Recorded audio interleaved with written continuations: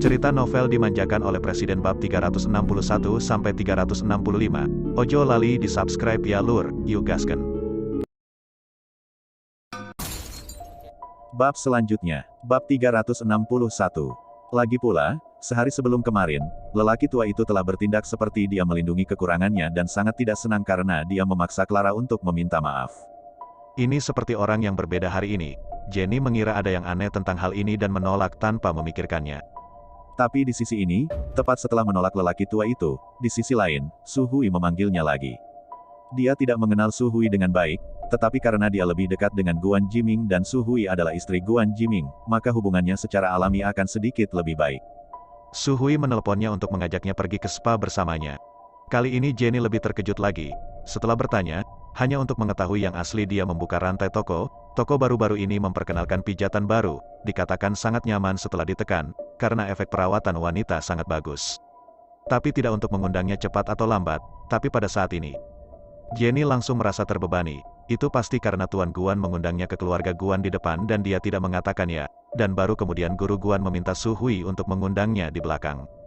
Jenny menangis dan tertawa, tetapi tidak terlalu memikirkan pertempuran besar keluarga Guan, meskipun dia merasa bingung. Karena mereka semua sangat antusias, bukan ide yang baik untuk mendorong dan mendorong lagi, jangan sampai mereka menelepon lagi nanti, jadi mereka setuju. Sore itu, keduanya masuk ke dalam klub kecantikan kelas atas, berganti pakaian, dan datang dengan dua teknisi pijat. Mereka berdua mengenakan terusan dan topeng, dan Jenny memerhatikan bahwa salah satu dari mereka memiliki bentuk yang familiar, tetapi karena dia tidak bisa melihat dengan topeng, dia tidak yakin siapa itu. Tapi dia tidak terlalu memikirkannya, lagi pula, dia tidak bisa mengenal siapapun di sini. Kerajinan tukang pijat sangat bagus. Jenny sejak malam itu melompat ke dalam air. 2 hari ini badan selalu terasa menggigil. Hati tahu ada kemungkinan masuk angin. Di rumah ada beberapa obat anti flu. Saat ini beberapa lembah samar menguap tidur. Saat terdesak oleh manuver yang begitu bagus, seluruh rasa kantuk semakin dalam. Jadi tidak butuh waktu lama untuk benar-benar tertidur. Dia tidur sembarangan, tetapi tidak tahu betapa terkejutnya orang yang memijatnya saat itu. Sesi spa memakan waktu lebih dari 1 jam. Jenny dibangunkan oleh Su Hui. Dia tidak berharap cukup nyaman untuk tertidur, dan tersenyum sedikit malu. Saya pikir layanannya cukup bagus dan tekniknya bagus, jadi saya mendapat kartu keanggotaan dan membuat janji untuk kembali lagi nanti sebelum pergi dengan puas.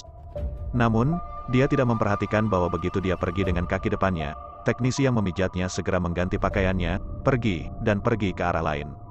Saat ini, rumah tua keluarga Guan, Master Guan duduk di kamarnya, memandangi wanita tua berambut abu-abu di depannya. Benarkah kamu melihat tanda lahir di punggungnya? Nama perempuan tua itu adalah Ni Xiang, seorang perawan tua yang pernah bersama Guan Jiwan, dan telah membawa anak itu sejak kecil, jadi dia sangat mengetahui ciri-ciri anak itu. Dia mengangguk, ya, saya yakin. Bagaimana dengan rambutnya? Mengerti juga, kakak ipar Xiang berkata, dan mengeluarkan tas transparan kecil dari sakunya, hanya untuk melihat apa yang ada di dalamnya persis beberapa helai rambut. Master Guan tenggelam dan berkata dengan suara dingin, ambillah untuk tes DNA, bersama dengan Clara. Nyonya Xiang menganggukkan kepalanya dan memikirkannya, tapi dia agak bingung. Kami juga menguji DNA Clara sejak awal, atau saya secara pribadi mengawasinya, jadi dengan semua hak seharusnya tidak ada masalah, jadi bagaimana mungkin itu palsu? Tuan Kuan mencibir, mungkin dipindahkan dari tengah, atau mungkin ada rahasia lain.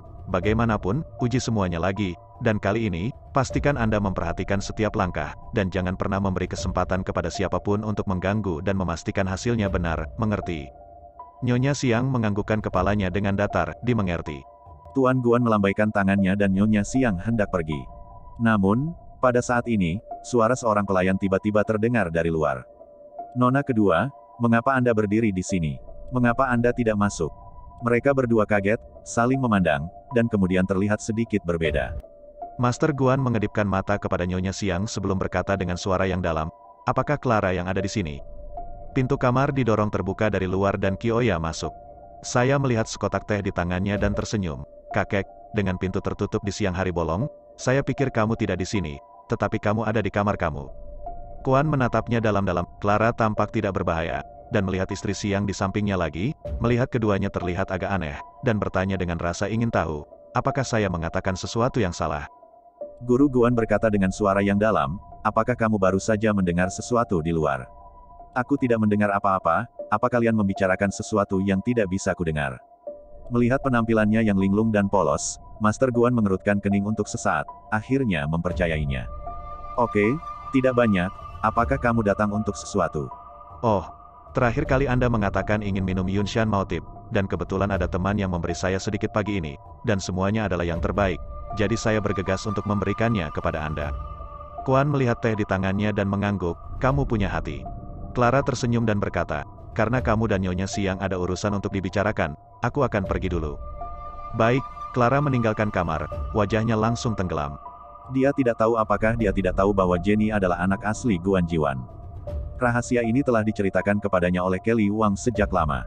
Pada awalnya, Jenny bertekad untuk mendapatkan kembali relik yang ditinggalkan ibunya, tetapi sedikit yang dia tahu bahwa kalung yang tampaknya biasa itu sebenarnya adalah sebuah tanda. Saat itu, Kelly Wang secara tidak sengaja mengetahui rahasianya dan mencuri kalung tersebut, mengganti batu permata biru dengan yang merah. Dan, diam-diam, dia mengatur agar dia mengambil alih peran sebagai Jenny. Tetapi rahasianya telah disembunyikan dengan baik, dan dia pikir itu akan tetap tidak terungkap selama sisa hidupnya. Saya tidak berpikir itu akan segera diketahui, Clara mencibir. Jenny, menurutmu kenapa kamu begitu menyebalkan? Lagi pula, aku tidak bermaksud membunuhmu, dan dia tidak ingin membuat dirinya bermasalah. Tetapi dimanapun Anda berada, Anda selalu menghalangi jalannya, dan itu benar di Visterdom, dan itu masih berlaku di Kyoto. Mengapa Anda harus dilahirkan untuk menjadi wanita yang tinggi dan perkasa sementara dia harus menjadi tanah di bawah kaki seseorang? Sudah diverifikasi, bukan? Apakah tidak ada gunanya mencari tahu apakah seseorang sudah mati? Jika itu masalahnya, maka Anda tidak akan hidup, agar tidak menjengkelkan melihat dan menghalangi kemajuan orang. Clara menyembunyikan senyum jahatnya dan mengeluarkan ponselnya, membuat panggilan keluar. Rahasia kita telah ditemukan, dan sekarang aku perlu berbicara denganmu tentang kematian macam apa yang akan diberikan padanya. Bab 362. Keesokan harinya, Jenny kembali ke lokasi syuting. Baru-baru ini dia mengambil drama kostum, tema seni bela diri yang langka saat ini, bukan hit besar, tetapi Jenny Jing menyukainya setelah membaca naskahnya, jadi meskipun itu hanya peran wanita ketiga, dia tetap setuju untuk melakukannya. Pada hari ini, kebetulan adegan seni bela diri antara dia dan pria kedua akan difilmkan. Alih-alih tampil di dalam ruangan dan kemudian melakukan ping ke latar belakang nanti, sutradara memilih untuk membidik di lokasi nyata untuk membuat pemandangannya realistis. Lokasi yang dipilih oleh kru adalah gunung yang cukup terkenal di pinggiran Kyoto. Gunung ini terkenal memiliki kuil Tao yang dikenal secara nasional di atasnya, dan pemandangannya indah dan subur, dan kebetulan saat itu adalah hari yang cerah dan hangat, jadi berdiri di atasnya hanya menyegarkan. Para kru membersihkan set dan mengatur kamera sebelum syuting, dan Jenny berpakaian dan berjalan keluar untuk mulai mempersiapkan Wia yang digantung. Untuk pemandangan ini, dipilih lokasinya berada di pinggir tebing. Jenny berperan sebagai sang perempuan, yang seolah-olah seorang geisha yang menjual barang dagangannya di tempat yang modis, tetapi sebenarnya adalah seorang pembunuh di negara tetangga. Untuk kelangsungan hidup tanah airnya, dia membunuh putra mahkota dari dinasti tersebut. Laki-laki kedua menemukan siapa dia dan terus memburunya ke tepi tebing. Pada akhirnya, dia terluka parah dan jatuh dari tebing sampai mati, tetapi dia tidak dapat mengalahkannya dan sekelompok tentara. Karakterisasi karakter agak menyendiri, yang sangat cocok dengan karakter Jenny. Setelah berpakaian dan berpose untuk Wea, sutradara meneriakkan action. Tatapan Jenny Jing langsung berubah menjadi dingin. Dia menutupi dadanya yang terluka, jejak darah masih di bibirnya, dan dengan pisau di satu tangan, dia mundur ke tepi tebing. Lin Zhongye, yang memainkan peran laki-laki kedua, berkata dengan suara yang dalam, kamu tidak punya jalan keluar, ikat tanganmu. Jenny Jing perlahan mengangkat sudut bibirnya. Senyuman itu, dingin dan tegas. Tidak, saya punya jalan keluar. Dia berkata, melepaskan tangan yang menutupi dadanya dan memegang pisau dengan tegak di pegangannya. Para perwira dan tentara yang mengejarnya menjadi pucat. Wajah Lin Zhongyu sepucat air dan dia berkata dengan suara yang dalam, Anda bekerja untuk negara ibu Anda dan hanya mencari kesempatan untuk menjadi kaya dan sejahtera. Semuanya menemui jalan buntu, saya sudah memohon kepada Tuan Sang untuk mengampuni hidupmu. Jadi mengapa kamu harus begitu keras kepala? Jenny mencibir, tidak ada tanda-tanda emosi di wajah yang dingin dan lembut itu. Jika Anda melakukan tugas Anda untuk negara Anda, mengapa Anda berdua harus mati? Setelah mengatakan itu, memegang pisaunya, dia bergegas menuju ke arah Lin Zhongye. Begitu Wea bergerak, pertarungan dimulai. Jenny telah mengatur langkah yang baik dengan Lin Zhongxi sebelumnya di bawah bimbingan guru seni bela dirinya, jadi mereka bertarung dengan indah satu sama lain. Itu berakhir dengan Lin Zhongye menamparnya di bahu kiri, dan Jenny memuntahkan seteguk darah dan jatuh dari tebing. Tentu saja, tidak benar-benar jatuh dari tebing, hanya melihatnya menghilang dari kamera, Wea akan benar-benar bertahan hingga akhir dari bidikan terpisah ini dan kemudian menariknya kembali ke atas. Tetapi pada saat itu, ada sesuatu yang berubah. Jenny asli telah siap mengikuti angin telapak tangannya dan jatuh ke tebing. Tapi begitu kakiku meninggalkan tanah, aku mendengar suara gemerincing. Sebelum dia bisa bereaksi, dia hanya merasakan pusat gravitasinya bergeser, dan tali kiri Via putus sebagai responnya. Jenny menjadi pucat karena ketakutan. Namun, itu bukan yang terburuk. Bagian yang menakutkan adalah, melihat ke atas, sisi kanan tali itu juga hanya dipegang oleh satu tendon, yang tampaknya juga akan putus. Dia meraih tali itu dan meraihnya, dan saat itu terdengar bunyi klik, dan benar saja, tali kanan putus juga. Jenny hanya bisa menggenggam tali dengan dua tangan yang kuat, seperti layang-layang yang tergantung di udara. Saat itulah orang-orang di sana menyadari ada yang tidak beres. Apa yang terjadi? Mengapa belum ada yang disiapkan? Kru alat peraga menjadi pucat dan bergegas, berkata dengan mendesak, "Direktur, ini buruk, ada masalah dengan mesin dan Wea tidak bisa memasangnya." Wajah sutradara berubah secara dramatis. Apa? Dia bergegas berdiri dan bergegas ke mesin Wea. Apa yang terjadi? Apa yang bisa salah? Rekan kerja yang bertanggung jawab atas Wea berkata, "Saya tidak tahu, pagi ini baik-baik saja, tapi sekarang macet."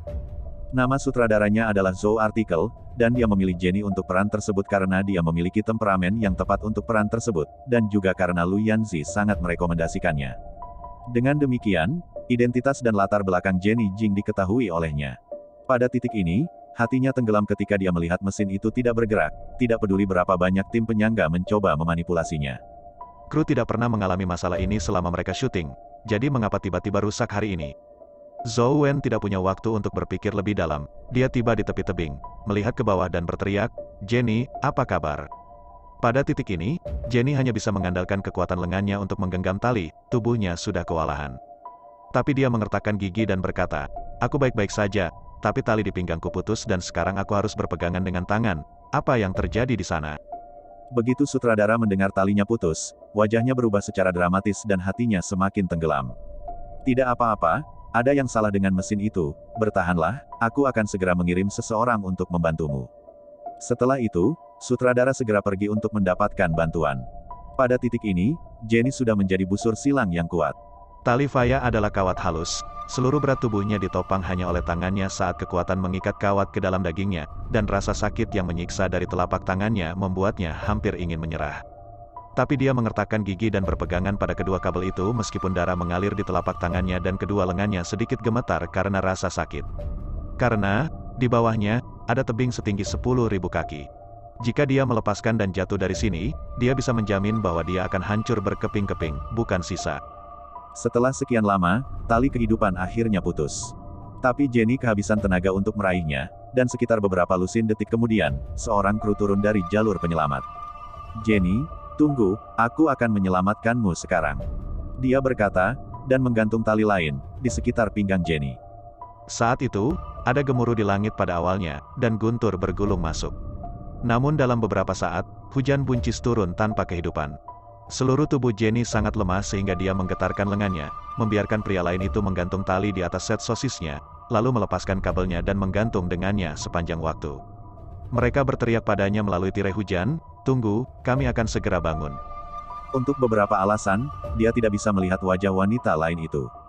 "Aku hanya bisa merasakan samar-samar mulutnya membuka dan menutup, jadi aku menganggukkan kepalaku dalam koordinasi." Stafnya berpengalaman dalam mendaki gunung. Sekitar 2 menit kemudian, dia kembali ke tanah. Bab 363. Hujan deras dan menghempas seperti hukuman seumur hidup. Jenny duduk berjongkok di tempat itu, seluruh tubuhnya gemetar. Direktur dan sekelompok anggota staf segera datang. "Sangat prihatin, bagaimana kabarmu?" "Baiklah." Dia mengangguk, "Tanganmu terluka, cepat bawa dia ke rumah sakit sekarang juga." Ingatan Jenny tentang apa yang terjadi setelahnya sebenarnya sangat kabur. Dia tidak tahu apa yang sedang terjadi, tetapi dia hanya merasa sangat pusing dan pusing sehingga semua orang berada 7 kaki jauhnya dari mengikat luka di tangannya dengan kain untuk saat ini, tetapi darah terus mengalir seolah-olah berusaha untuk melakukannya, tiriskan tubuhnya hingga bersih. Tidak butuh waktu lama baginya untuk pingsan. Sedangkan di sisi lain, tutup rumahnya, Tuan Guan bertemu Nyonya Siang. Kedua rambut yang dikirimkan kepada kami telah diuji DNA dan hasil laporannya sudah masuk. Hasilnya mengejutkan semua orang. Karena ternyata Jenny Jing bukan hanya putri Guan Jiwan, tapi Clara juga memiliki hubungan darah tidak langsung dengan keluarga Guan. Kali ini, Tuan Guan dan Nyonya Xiang sama-sama bingung. Mengapa Anda tidak mengharapkan ini menjadi hasilnya?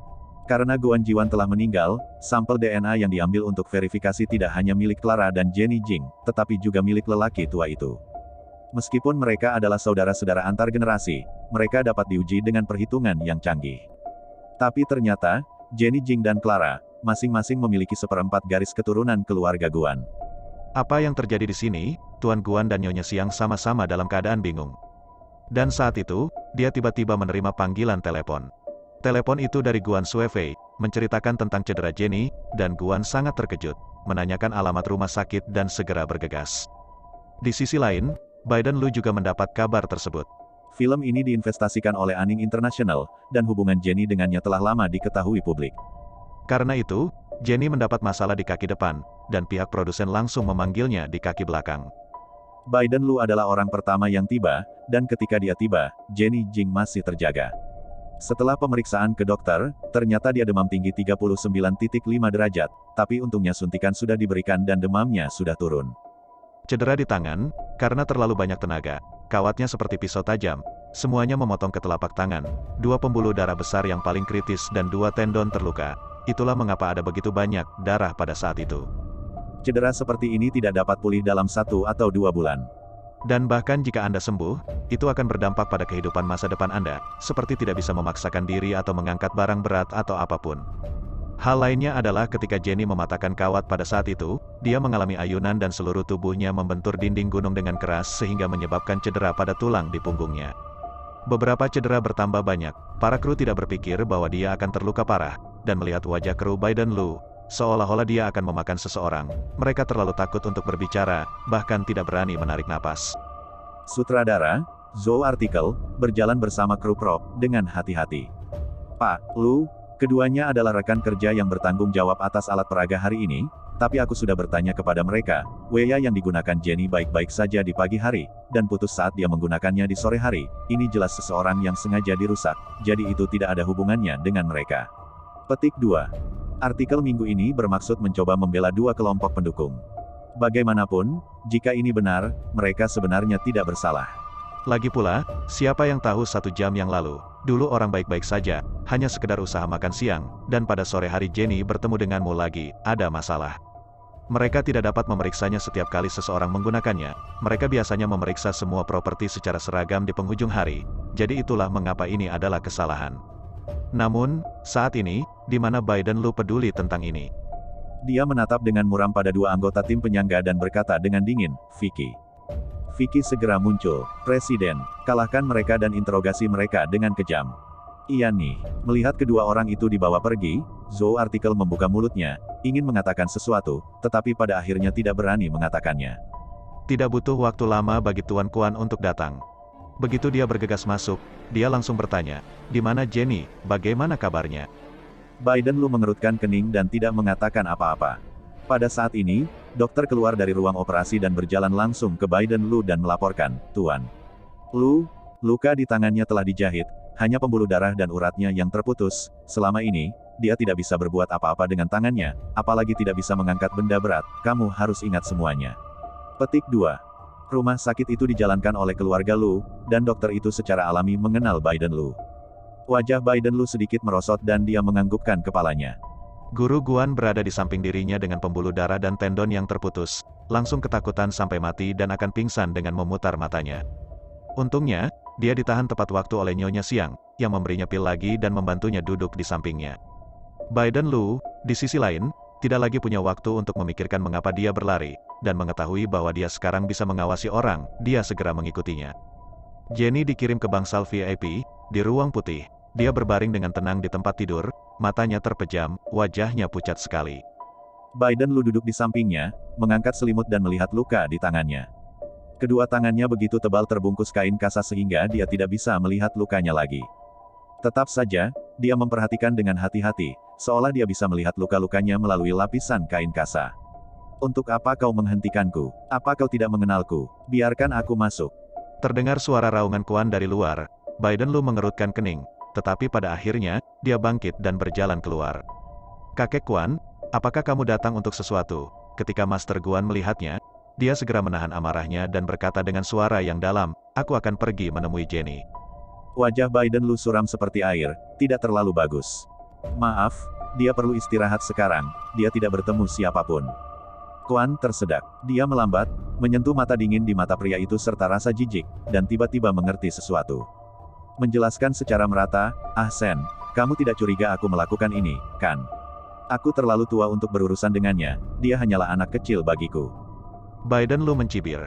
"Apa yang tidak akan kamu lakukan untuk cucumu yang berharga?" Hanya beberapa hari yang lalu Jenny membuat Clara kehilangan muka di depan semua orang, dan dalam sekejap mata, hal seperti ini terjadi. Menurutmu apakah mungkin untuk membuatnya saya tidak mencurigai Anda sedikitpun?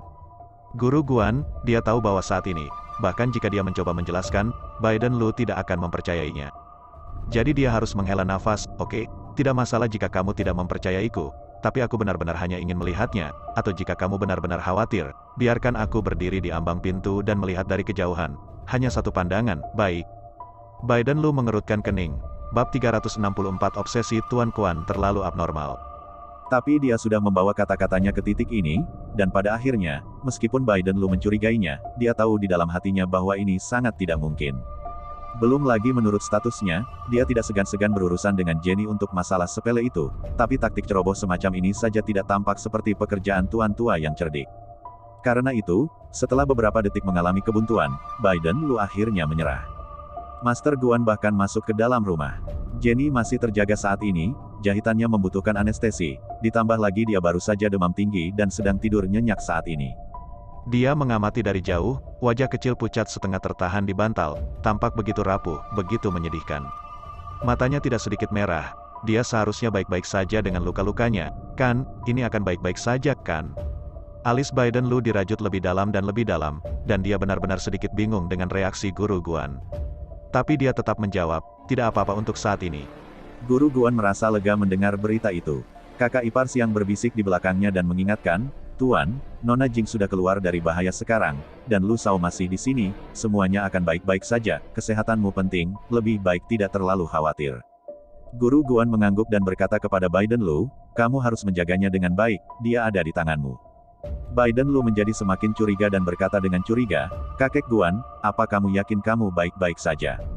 Guan melambaikan tangannya, "Aku baik-baik saja, hanya saja aku merasa bersalah tentang gadis ini karena apa yang terjadi kemarin malam, jadi aku datang untuk memeriksanya, dan karena dia sudah keluar dari bahaya, aku akan pergi, jadi berhati-hatilah tentang dia." Petik 2. Setelah mengatakan itu, dengan dukungan Nyonya Siang, ini pergi. Biden Lu memandangi punggungnya, alis pedangnya yang indah berkerut dalam. Setelah sekitar setengah jam, Jenny akhirnya bangun. "Ketika saya melihat bahwa Biden Lu juga ada di sana, saya tidak terkejut, dan setelah bertanya kepadanya tentang apa yang terjadi setelah dia tidak sadarkan diri, saya mengetahui bahwa Guru Guan telah datang, dan berpikir bahwa dia kebetulan tahu dan datang untuk mengambil lihat, jadi saya tidak peduli." Biden Lu berkata dengan suara yang dalam, "Apakah Anda menyinggung seseorang di kru baru-baru ini?" Jenny memikirkannya, mengerutkan kening dan menggelengkan kepalanya, "Tidak." Dia berhenti dan menatap pria itu, "Apakah itu manusia?" Biden Lu mengangguk. Jenny diam. Biden Lu takut dia terlalu banyak berpikir dan dengan lembut meyakinkan, "Jangan khawatir, saya akan mengurusnya, yang paling penting kamu istirahat dan sembuh." Jenny mengangguk, dia tidak khawatir tentang ini, bagaimanapun, dengan Biden Lu di sana, dia tahu bahwa dia tidak akan membiarkannya menderita dengan sia-sia. Dan kecelakaan ini, karena itu buatan manusia, tidak meninggalkan bukti. Setelah Jenny bangun, dia makan sesuatu, dan karena tangannya tidak bisa bergerak, semua itu diberikan kepadanya oleh Biden Lu sendiri, sesendok demi sesendok. Dia bertanya kepada pihak rumah tua, karena takut kedua tetua khawatir, kru telah menutup berita, dia juga tidak memberitahu rumah, jadi kedua tetua keluarga Lu sekarang tidak tahu. Jenny sangat setuju dengan pendekatannya. Setelah makan, semangat Jenny masih belum terlalu baik, jadi Biden Lu menyuruhnya istirahat sebentar lagi dan meminta Monan masuk dan menjaganya. Monan melihat Jenny yang tidak mabuk dan sedikit menyalahkan dirinya sendiri. Awalnya, kemanapun Jenny pergi, kecuali dia tinggal bersama Biden Lu, dia akan selalu mengikuti. Tetapi sesuatu terjadi pada kakaknya hari ini, jadi dia meminta Jenny untuk cuti, tetapi dia tidak menyangka ini akan terjadi setelah hanya pergi selama setengah hari. Jenny khawatir Biden Lu akan menyalahkannya, jadi dia diam-diam menyapa Biden Lu secara pribadi. Biden Lu tidak mengatakan apa-apa, masalah ini bukan untuk menyalahkan Monan, Kawatnya sudah dirusak, bahkan jika Monan ada di sana, tidak mungkin dia terbang ke dasar tebing untuk menyelamatkan orang-orang. Biden Lu tinggal bersamanya lebih lama, kemudian menerima panggilan telepon dan pergi, mengatakan bahwa dia ada sesuatu yang harus dilakukan. Jenny tidak terlalu energi, dan setelah mengobrol sebentar dengan Monan, dia segera tertidur lagi. Pada titik ini, sisi lain, meski berita cedera Jenny dirahasiakan dari dunia luar dan media, hal itu sama sekali tidak bisa disembunyikan dari orang-orangnya sendiri. Bagaimanapun, bahkan Guan Suefei tahu tentang itu, mustahil bagi Clara untuk tidak mengetahuinya. Jadi dia panik sampai mati sejak berita kecelakaan itu tersebar.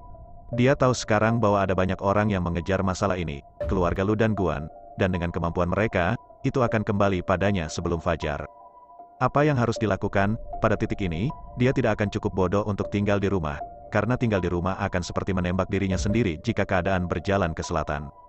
Master Guan sudah tahu bahwa Jenny adalah cucunya sendiri, dan mustahil untuk tidak membalas dendam padanya saat hal ini terjadi. Jadi, dia harus mencari cara untuk pergi secepat mungkin. Clara tetap di kamar hotel, mati-matian berusaha menelepon. Tetapi pada saat ini, ponsel Guan Jili tidak berfungsi. Selalu mati. Sial, bagaimana mungkin Clara tidak mengerti saat ini bahwa dia digunakan oleh seseorang, dan sekarang setelah masalah itu terungkap, dia tidak berguna untuknya, dan pihak lain secara alami membuangnya sebagai anak yang dibuang. Hati sakit karena kebencian?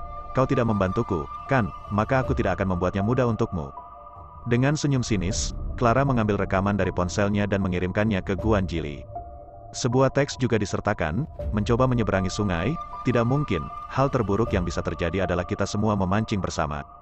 Di sisi lain, Gwendolyn sebenarnya tidak mematikan ponselnya, hanya mengatur nomornya untuk menolak panggilan. Dia mengerutkan kening saat merekam di microchip. Temukan sudut terpencil, dengarkan rekaman itu, dan pucat. Dia tidak pernah menyangka bahwa Clara, si jalang kecil, diam-diam merekam audio saat mereka bertemu hari itu untuk mendiskusikan bagaimana menghadapi Jenny Jing. Jika rekaman ini diedarkan dan lelaki tua itu tahu, posisinya dalam keluarga akan berakhir. Belum lagi menyimpan kekayaan dan kemuliaan saat ini, dia mungkin akan segera diusir dari negara oleh orang tua itu dan tidak mendapatkan 1 sen pun dari kekayaan keluarga. Dia sangat marah sampai wajahnya hampir bergeser, dan berpikir bahwa dia tidak boleh membiarkan rekaman ini keluar. Dia kembali ke kamarnya, mengeluarkan nomor ponsel Clara dari daftar hitam, memutar nomornya, dan bertanya dengan suara yang dalam, "Kamu di mana?" "Apa, Paman akan menjawab teleponku sekarang?" Guan Jili menarik napas dalam-dalam dan menekan rasa jijik di hatinya, "Hentikan omong kosong. Berikan rekamannya padaku dan aku akan meminta seseorang untuk mengirimmu ke luar negeri untuk membuatmu tetap hidup." "Mengirimkan saya ke luar negeri? Mengapa? Menurutmu apakah ada tempat untukmu di negara ini sekarang? Orang yang melakukannya adalah laki-lakimu, dan mereka akan segera menyukaimu. Jika kamu tahu apa yang baik untukmu, berikan rekamannya sekarang, dan aku, dengan sendirinya kau akan diusir." Petik 2. Wajah Clara menjadi pucat. "Saya tidak pernah berpikir bahwa setelah semua kerja keras dan usaha untuk pergi dari Fisterdom ke Kyoto dan naik ke posisi saat ini, akan berakhir seperti ini." Dia berkata pelan, "Tidak, Anda akan mengirim saya ke luar negeri terlebih dahulu. Bukan hanya saya, tapi juga ibu saya, dan secara alami saya akan memberikan rekamannya saat kita berada di tempat yang aman." Kamu, bab 365 Guan Jili sangat marah, tetapi pada titik ini, tidak ada pilihan selain mendengarkannya.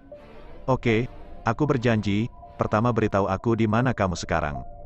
"Jangan khawatir, aku punya satu syarat lagi." "Anda masih memiliki syarat?" Guan Jili tidak percaya. "Apakah Anda atau tidak tahu bahwa saya satu-satunya yang dapat menyelamatkan hidup Anda saat ini? Bagaimana menurut Anda, bagaimana kemungkinan Anda bertahan jika diketahui bahwa kaulah yang berencana membunuh Jenny Jing?" Clara mencibir, "Jika aku tidak bisa hidup, kau juga tidak bisa, dan jangan lupa, kaulah yang memberiku ide ini."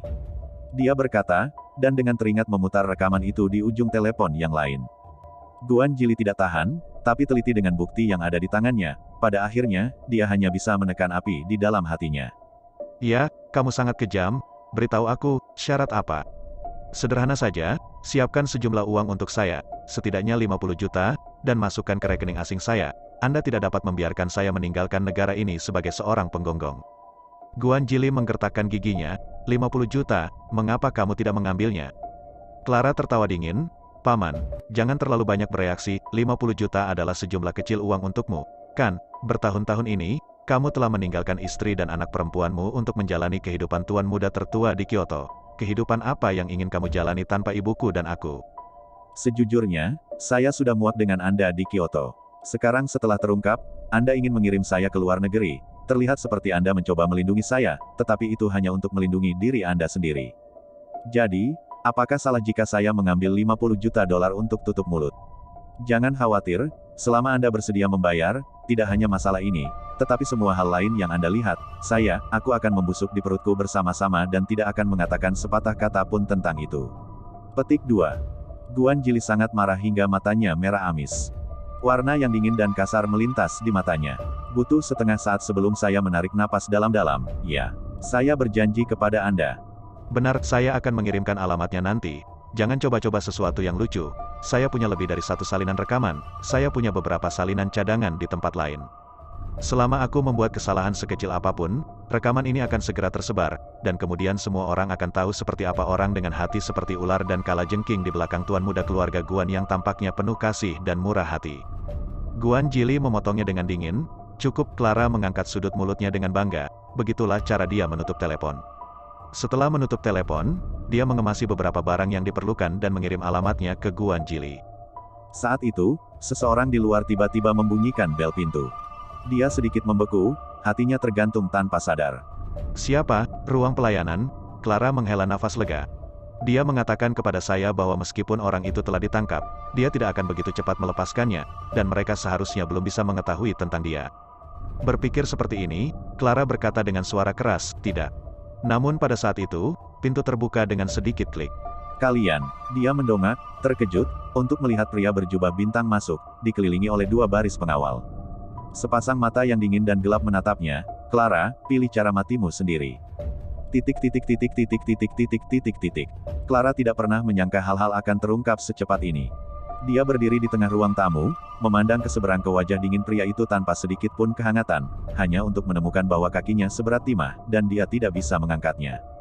Apa yang kamu inginkan, Lu? Akhir-akhir ini aku tidak pernah menyinggung perasaan adikku. Selain itu, saya telah memberitahu semua orang apa yang dia katakan malam itu. Maaf, Anda tidak harus menyelesaikan skor pada musim gugur. Dia masih ingin bermain bodoh, tetapi Biden Lu telah kehilangan sedikit kesabaran. Di samping itu, seseorang dari dalam dirinya melangkah maju dan menendangnya di rongga lutut. Clara berlutut karena kesakitan, air mata hampir mengalir keluar. Detik berikutnya, Anda mendengar suara dingin sepatu kulit di lantai mendekati Anda. Aku tidak memukul wanita, tapi hanya jika kamu tidak menyentuh wanitaku. Kataku, menendangnya keluar dari kamar. Tubuh Clara jatuh ke dinding seperti layang-layang dengan tali putus, kemudian berguling di tanah dan menyemburkan seteguk darah, menunjukkan betapa berat kekuatan tendangan itu. Biden Lu menatapnya dengan dingin, tapi tidak ada belas kasihan di matanya. Tidak ada yang tahu betapa marahnya perasaannya ketika dia mendapat panggilan bahwa Raja Ning Xueya telah dirusak dan terluka parah, hampir jatuh dari tebing berkeping-keping. Dalam menghadapi kemarahan seperti itu, apa yang tidak menimpa seorang wanita, betapa sopannya pria, semua itu tidak penting. Clara sangat kesakitan untuk berbicara. Biden Lu menatapnya dengan dingin dan menunjuk ke telepon yang jatuh tidak jauh dari situ. Bawa ke sini. Seorang pengawal melangkah maju dan mengangkat telepon, menawarkannya dengan tangan penuh hormat. Biden Lu mengetuk telepon, yang masih macet di antar muka perekaman dan pemutaran. Dia mengklik tombol play, dan mendengar percakapan penuh antara Maya dan Gwendolyn di latar depan. Wajahnya menjadi lebih dingin sedikit demi sedikit saat rekaman diputar. Dan pada akhirnya, cuaca sangat dingin. Clara menggerakkan bibirnya untuk mengatakan sesuatu, tetapi rasa sakit yang merobek dadanya mencegahnya untuk mengucapkan sepatah kata pun. Biden Lu melemparkan telepon ke bawahannya dan berkata dengan suara dingin, seret dia ke mal bawah tanah, dan jika dia masih bernapas besok, kalian semua akan pergi ke sana untuk menguburnya bersamanya. Pria itu berkata, berbalik dan pergi. Semua orang yang hadir bergidik setelah mendengar ini dan berkata, ya. Jenny tidur dengan bingung malam ini dan tidak pernah solid. Dalam tidur saya terus melihat diri saya tergantung di tebing. Dia bermimpi bahwa dia tergantung di udara dengan tangannya menempel pada kawat yang rusak, dan seorang anggota staf melempar tali dan mencoba turun untuk menyelamatkannya, tetapi begitu tangannya terulur, tali itu juga putus. Yang bisa dia lakukan hanyalah melihat dirinya sendiri jatuh, dan kemudian dengan ledakan kecil, dia jatuh ke lempengan batu yang keras, tubuhnya berantakan. Dia tersentak bangun dengan terengah-engah tajam. Saya membuka mata saya untuk menyadari bahwa ini masih malam, ada sinar bulan keperakan yang tumpah melalui jendela, dan ada kesunyian di sekeliling. Jadi itu mimpi. Jenny memejamkan mata, sedikit takut, dan mengusap keringat dingin dari keningnya, tubuhnya sedingin es. Mimpi itu masih bergema di benaknya, begitu jelas seolah-olah dia sendiri yang mengalaminya. Dia tidak bisa tidur untuk beberapa saat dan tenggorokannya terbakar oleh kehausan seperti api. Jadi dia mengangkat selimut dan turun dari tempat tidur untuk menuangkan air. Tetapi begitu dia turun dari tempat tidur, dia melihat pintu didorong terbuka dari luar dan sesosok tubuh tinggi berjalan masuk. Jenny tertegun dan berteriak, Biden Lu hanya mengenakan kemeja putih, rompi hitam di bagian luar, dan celana panjang hitam di bawahnya. Seluruh orang tampak lurus seperti pinus, matanya menyapu gaun tidur tipisnya dan mendarat di kaki kecil putih telanjang di bawah celananya. Jenny bahkan mundur dan bertanya, apakah kamu baru saja kembali dari luar? Biden Lu mengabaikan pertanyaannya, melangkah maju, dan menggendongnya dengan pelukan silang.